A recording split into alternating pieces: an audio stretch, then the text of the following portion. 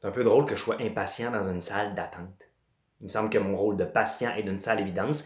Rester assis là, bien tranquille, sans trop regarder l'heure. Et si je me sens un peu fragile, au moins je suis pas pris sous la peur.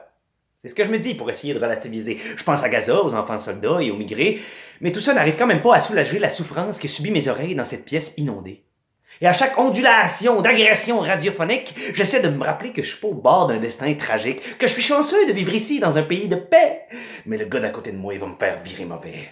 Puis à la prochaine annonce de sécheresse 30%, je vais me transformer en Robocop géant, puis je vais tirer dans le tas sans hésitation, en criant « Regardez ça, je suis en train de sauter un plomb! » Les haut-parleurs des animateurs, la télévision, fausses émissions, les bancs blancs en plastique et au confort un peu douteux.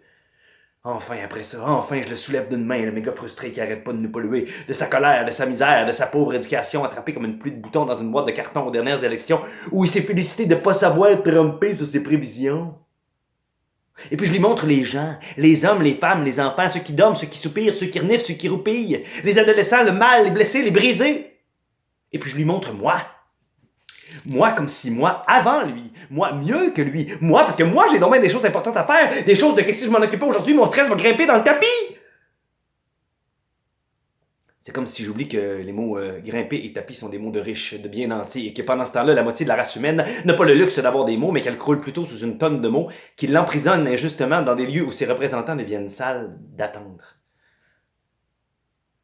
Même explosé par ma mitraille 1426 BY07, le son épais de la caisse plafond qui diffuse non-stop des ondes aliénantes revient me hanter pendant mon plaidoyer. Des appelants qui cherchent l'appel, des teneurs de contradictions poubelles, des « je sais tout et n'écoute plus » on air, des pièges à auditeurs mal informés, des vases tonitruants trop siphonnés.